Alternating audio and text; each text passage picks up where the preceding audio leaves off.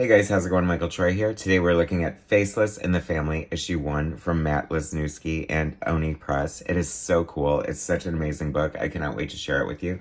So subscribe to my channel if you haven't already. Hit that like button and let's get right into it. Alright guys, so every once in a while in comic books, like a creator comes along, a new talent, whose style is just like so fresh, exciting, and different that you just can't help but take notice. And Lesniewski definitely falls in this category.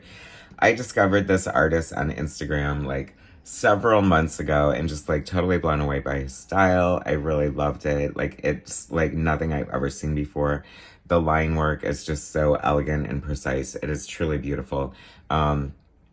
So I followed him on Instagram and then became aware of this Faceless in the Family book that he had out, and it is so good. Published by Oni Press. I believe it was part of a crowdfunding thing first and then represented here. The first issue just came out a couple of weeks ago. Finally getting to it after finishing my big comic project.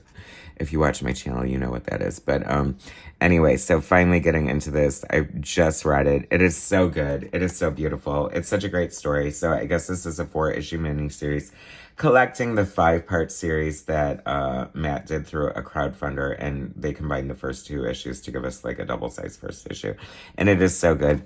It's like an epic, like, it's got like world building. It's an epic, like, adventure.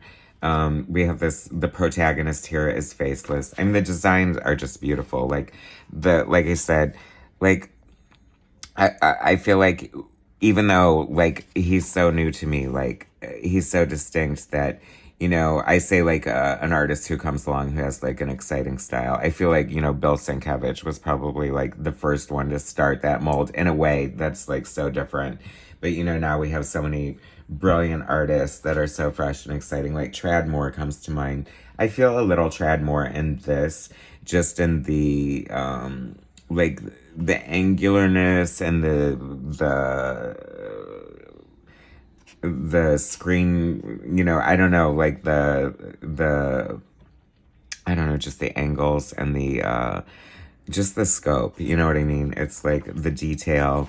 It's just really sublime. Like, he created this different world. This is our protagonist, Faceless. He's like on this mission to get reconstructive surgery to fix whatever is wrong with his face that we don't know. It's a big running theme. And so he's like sort of like going to this big city to get the surgery done, and he meets people along the way collecting them for his journey. So it's very Wizard of Oz in a way, like that. Here's Jerry the Giant, who's like so fun. He's like a Sherpa, like carrying all this stuff around for like no reason, that he collects like a hoarder.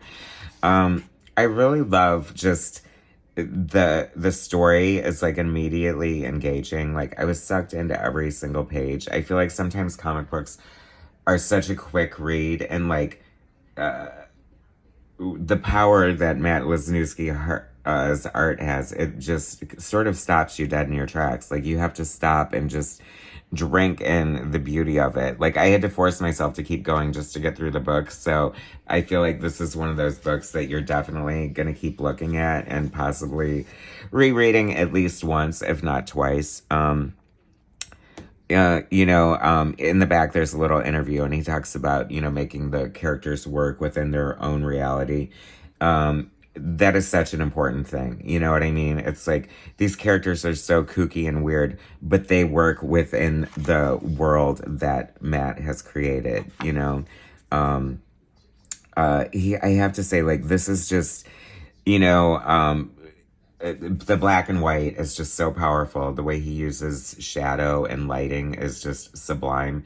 I'm trying to imagine this in color, and it would have to be colored so carefully and so right to just do it justice or make it better. I feel like this is probably the best showcase for his art, given this sublime, like, cross-hatching. Like, it is such a unique, and I feel like I've watched, like, reels on Instagram of him drawing, and it's just, like, magical process, and it's beautiful. It's, like, such a unique, like, cross-hatching, you know. Certain artists are known for their distinct cross-hatching. The best example I can think of is, like, Barry Windsor Smith, and I feel like Matt has already established, like, such a distinct style that you could probably instantly know it's his work. without knowing much else. You know what I mean? Like I said, this is very much like Wizard of Oz. Like they are on a journey and they collect, people for their journey along the way. They face adversity, and this world is just nutty. It's funny because it's such a different world, and this is like, I don't know, a stylistic thing for me or whatever. I always think it's funny. Like I think that like you have to choose like. Some world building goes so deep that they use like different slang. Like what was Lobo farging or whatever he used to say. That was probably a big thing to avoid censors right there. However, it's like I feel like some of the language in here is a little bit very much like like modern earth lingo or slang or whatever. I don't know. And it's funny, like the mystery. I had this feeling in the beginning that like what's wrong with his face? What's wrong with his face? Like it can't just be like a normal hideous face. Wait, that's a money shot. We're gonna say for a second, but so there has to be more and something deeper here, and there is a little note on that because the other characters do see his face in the end. But I'm getting ahead of myself because this double page spread that we're about to witness before you is so amazing. And this, as Matt explained in the interview in the back, what predates the Faceless and the Family. Like he created this hand world. Like see the hand, like how cool it is. Hand planet, obviously, and the answers in the name. But it has different fingers separated by rings. I mean, how crazy is that? I love a high concept, especially if that concept appears to be made when someone was high. I mean, that is so amazing. I love that. That is so beautiful. And give me this black with stars. The line work is so elegant, and I do feel like it's inks, but it almost has a feel of like being done with like an ebony pencil or something. I don't know. It's so beautiful. I would love to interview Matt and talk to him about his process and stuff like that. So I'm going to hit him up, and that invitation is out there. I just think that like it is so good. And it's funny, like you sort of, I don't know the way mine works when I read things or I look at different artists and I think, God, could this work in animation? Possibly, but not as well as this. You know what I mean? No matter how you adapt certain things, they usually never land as hard as the original inspiration or the, what it's based upon. And I just think it's so great. I can't help but reminded of Flaming Carrot a little bit with this 3-foot helmet covering his hideous face deformity or whatever. Jerry the Giant is clearly one of the most likable characters. Love Carp too. She's short for Carpenter. Like, I feel like they're all sort of serving their purpose. I don't know, in another way it's giving me sort of like an 80s, like kind of like Goonies, like adventure, like fun thrill ride kind of movie as well. Also, I'd like to say these like hand lettered sound effects are sublime with the hatching and shading on them. So good. Such a nice touch. I love that. I mean, you can almost hear this book when you read it. It's that. See, and that's crazy. Like, this shows the power of comic books, you guys. Like, this guy, Matt Lesniewski, basically paper and pen, created all this magic, did a crowdfunder, and now Oni Press is publishing it. So it just goes to show, like, if you put so much heart and soul and love and imagination into a project, people will respond to that.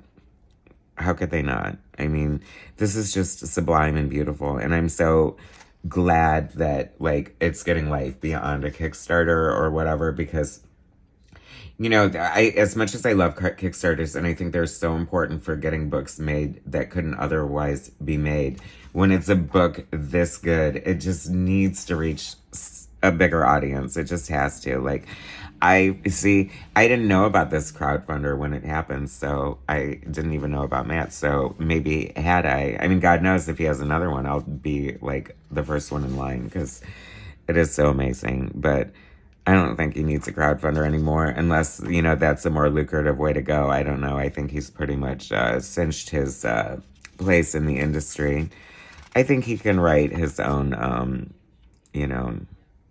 ticket for the next project he wants to work on anyway. I mean, you know, you look at somebody like this, and this must have taken forever, right? Unless he's just like some sort of like speed freak and like fast and an enigma that, like, if nothing else, just like the sheer amount of detail, you know, took some time. And that's like the weird thing about comics, you know what I mean? You sit alone and you work on the stuff and you just like, I don't know, you're in a vacuum and you're just creating it basically for yourself when you're doing it. And hope it pays off. And this is paying off in spades. It is so beautiful. I'm so happy that this, and the story is as good as the art. Sometimes it's like great art, like no story. But I am so engaged. I am so invested. I love these characters that they keep introducing. We have a good group of characters set up perfectly for the adventure they're about to embark on. And I'm so here for it. The beautiful art is just freaking amazing. I cannot wait to see more. The next issue comes out in December. I am so there for that. I cannot wait. It looks so good. Great way to end the book. So amazing. So beautiful. If this is not on your radar, it is now. Do not hesitate to pick this up. It is so amazing. I really, really enjoyed this. Thanks for watching, guys. Subscribe to my channel if you haven't already. Hit that like button, and I'll bring you more later.